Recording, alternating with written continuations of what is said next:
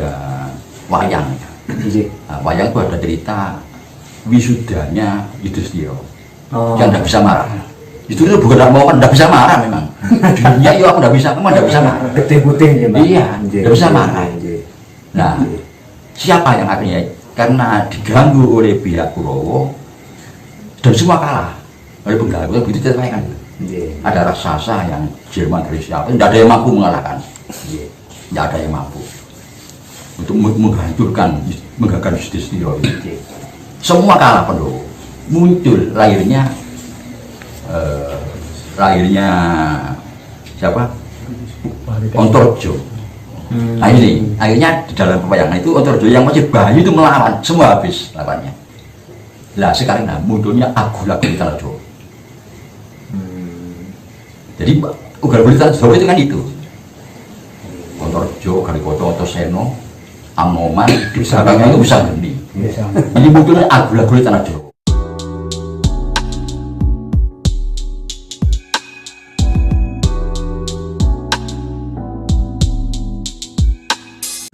Nama abisekannya. Nah ini kalau menuju yang ketujuh. Ini karena janji leluhur kita bolehlah terpaksa harus terpuruk kita, harus hancur. Tapi karena bangkit kembali, saya akan bangkit kembali nanti 500 tahun lagi. Nah ini kita tambah 500. Nah jatuhnya mau coba yang ketujuh ini. Jatuhnya pada 1945. Nah berarti inilah bangkitnya kembalinya Sabdo Palon itu. Karena ditambah 500, janjinya 500 tahun lagi saya akan kembali. Lantas apa ajarannya? Jelas Pancasila. Jelas Pancasila ajarannya itu. Karena Bung Karno sangat paham tentang itu. Nah, apakah Pancasila langsung bisa eksis kita terima? Nah, ternyata tidak. Banyak yang tidak bisa menerima. Jadi andai kata ya, karena Pancasila itu kepribadian kita, Pancasila itu jati diri kita, jiwa kita, ya. Jadi kita dan itu kita pakai pada zaman kita mendirikan komunitas sampai akhir Majapahit. Kita pakai sebagai dasar di dalam kehidupan bermasyarakat, berbangsa, bernegara, bahkan berumah tangga, pribadi kita pakai. Nah rupanya karena terlalu lama kita dijajah, setelah merdeka kita pangling. Pada jati diri kita itu pangling kita ini, seperti barang aneh, barang asing. Nah, demi kita pangling, kita ragu-ragu, masuklah kekuatan asing untuk mempengaruhi, supaya menolak Pancasila ini. Karena saat merdeka itu, jelas bangsa-bangsa asing juga ingin kembali lagi untuk menjajah. Nah, sehingga lewat orang-orang yang ada dalam negeri ini yang pangling dengan Pancasila tadi, dengan jati dirinya tadi. Nah, ini maka terproses Pancasila itu, terproses terus diganggu dengan apa ya, dengan gangguan, mulai munculnya pemberontakan, PKI Muso, DITI, Karmusa, Kartosuwiryo, Komando Jia, NII, Permista, terus digembleng, coba terus diganggu terus, jadi gemblengan proses. Nah sekarang lari kepada kalau Sabdo Palon itu pada Majapahit terakhir, Raja Majapahit terakhir, nah, kita hitung semua sejarawan mengatakan Raja Majapahit terakhir itu Girindrawardhana. Jadi setelah Kertawijaya masih ada Jayawisnuwardhana sebagai penerusnya, atau terus lagi Girisawardhana, terus lagi Singawirawardhana. Pada zaman Singawirawardhana muncul istilah srengenge kembar, ada tandingannya Kertabumi. Nah terakhir Girindrawardhana. Nah akhirnya para ahli sejarah itu meyakini bahwa Girindrawardhana ini Raja Majapahit terakhir. Nah kapan jatuhnya Majapahit? Semua ilmuwan masih ragu-ragu, tidak mampu untuk menunjuk tepat tahun berapa jatuhnya Majapahit itu. Dari tahun berapa Girindrawardhana itu dilengserkan. Dari tahun berapa Girindrawardhana itu berdialog dengan Sabdo Palon yang disaksikan oleh Sunan Kalijogo. Ini kalau kita hitung, semua sejarawan itu memperkirakan jatuhnya Mojopahit itu antara 2017 sampai 2025. 1517 sampai 1525. Nah, termasuk Studem, ya, Keren, Kern, Krun. Nah, juga sejarawan kita seperti Profesor Dr. Slamet Mulyana, Hasan Jafar, nah, terus juga dari ini siapa sejarawan yang dipakai literatur dalam pelajaran sejarah waktu saya masih kecil itu, yang ditulis Anwar Sanusi itu, Ahmad Yamin, ya, itu akhirnya memperkirakan 1517, itu mereka jauh sebelumnya. Ya. Jadi Bapak Profesor Slamet Mulyana ini sudah almarhum, sudah meninggal 10 tahun lebih yang lalu, termasuk Hasan Jafar, tapi sudah menunjuk angka 1519. 15 tahun lagi berarti sekarang. Jadi waktu pilihan presiden yang kedua Pak Jokowi, itu persis. Nah, ini Bang Wisraino di sini. Gitu ya. Ya, jadi Pancasila itu karena diganggu terus oleh bahasa asing lewat orang-orang kita. Atau kalau kita ungkap kita balik, bangsa kita yang tidak terima dengan dasar negara Pancasila mau mengganti dasar negara ini, lantas disetir oleh bahasa asing, ya, dan gagal. Lewat pemberontakan, memberontak, lewat ya angkat senjata, tidak pernah berhasil. Mulai DIT, IKATOSU terus tidak pernah berhasil. Akhirnya saya sebagai orang yang tua yang pernah mengalami langsung, ya, jadi zaman Bung Karno, Pak Harto, reformasi.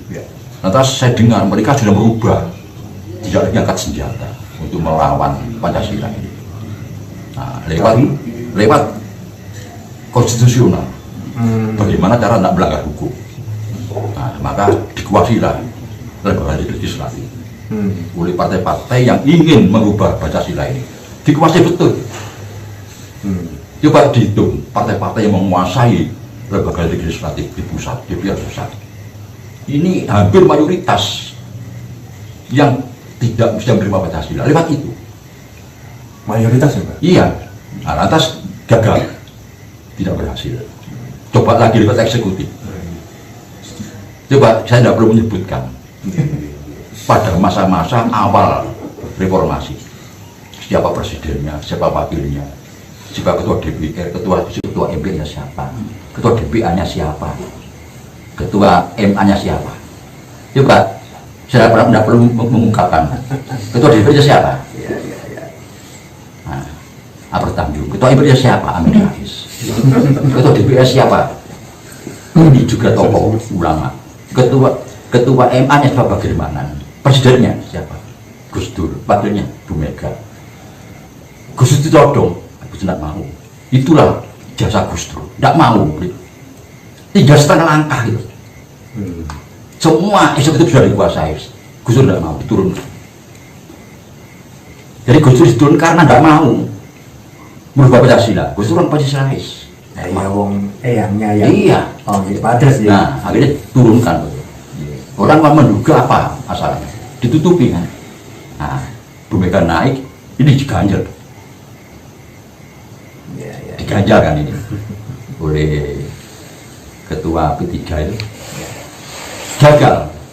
Jadi intinya menurut Mbak Gatot sekarang ini memang sudah sangat jelas Bang Wisraino itu kembali menuju ke zaman mulai terang kembali sebagaimana jati diri kita. Betul. Gitu ya Mbak ya.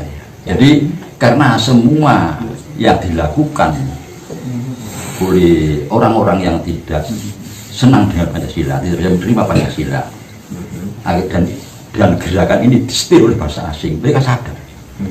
Baru dia berpikir angkat tangan kita. Jadi yang mengakui dan angkat tangan itu tidak hanya kita, bahasa asing pun sadar kenapa kok nggak bisa? Ada apa Pancasila ini? Ada kekuatan apa? Ya. Bahkan yang mengendalikan itu saya maaf ya, kalau udah Amerika ya China gagal, negara superpower itu gagal berkali-kali loh itu, dan sekali 2 kali gagal mereka. Kita berpikir, maka bisa kita lihat sekarang hampir semua kita menerima Pancasila itu, hanya beberapa gelintir saja kita suka itu. Ini pun sudah angkat tangan lah, makanya dengan beberapa gelintir ini sekarang tetap ditunjukkan kepada oleh Tuhan ya, oleh alam ini muncul sesuatu yang membangkitkan kita untuk melihat betul siapa sih tidak terima. Ternyata hampir tidak ada, hanya beberapa gelintir saja. Nah, inilah yang dimaksud dengan Bambang Musra ini. Kenapa ya? Ini kalau kita tarik kepada wayang, nah, wayang itu ada cerita wisudanya Yudhistira yang tidak bisa marah. Yudhistira bukan tidak mau, tidak bisa marah memang. Dunia itu tidak bisa, memang tidak bisa marah. Ketih-ketih ya Mbak? Iya, tidak bisa marah. Nah, siapa yang akhirnya karena diganggu oleh pihak Kurawa dan semua kalah oleh pengganggu, begitu ceritanya kan. Ada raksasa yang Jerman dari siapa, tidak ada yang mampu mengalahkan, tidak ada yang mampu untuk menghancurkan Yudhistira ini. Semua kalah penuh. Muncul lahirnya siapa? Antarja. Nah ini akhirnya di dalam pewayangan itu Antarja yang masih bayi itu melawan, semua habis lawannya. Lah sekarang munculnya Agula di Tanah Jawa. Jadi Ugal Bulitan Jawa itu kan itu Antarja, Galikoto, Antasena, Anoman di belakangnya itu bisa berhenti. Ini munculnya Agula di Tanah Jawa, dan kita yakin beliau-beliau itu anak muda itu kan tertib lah. Betul. Sekeras apapun tertib, tidak melanggar undang-undang, sopan santun, tapi pasti gerakannya masif. Seperti sedulur-sedulur milenial ini ya. Iya, kita yakin jadi tidak akan brutal seperti mereka. Menjaga sopan santun dengan cara yang baik, tidak melanggar undang-undang kan gitu ya. Tapi masif gerakannya, kita yakin itu. Demikian yang bisa kami sampaikan awal ya Mbak. Ya. Nanti kita akan mendengar pertanyaan-pertanyaan juga Mbak Gatot di acara ini. Jadi yang bisa kami catat adalah bahwa sesungguhnya kita dulu sudah di dalam alam pencerahan bangsa kita. Jati diri kita sudah cerah, tapi kemudian justru masuk era kegelapan dan sekarang ini mulai kembali cerah setelah kembali menguatkan Pancasila sebagai jati diri kita. Menjaga sopan santun dengan cara yang baik, tidak melanggar undang-undang kan gitu ya. Tapi masif gerakannya, kita yakin itu. Demikian yang bisa kami sampaikan awal ya Mbak. Ya. Nanti kita akan mendengar pertanyaan-pertanyaan juga Mbak Gatot di acara ini.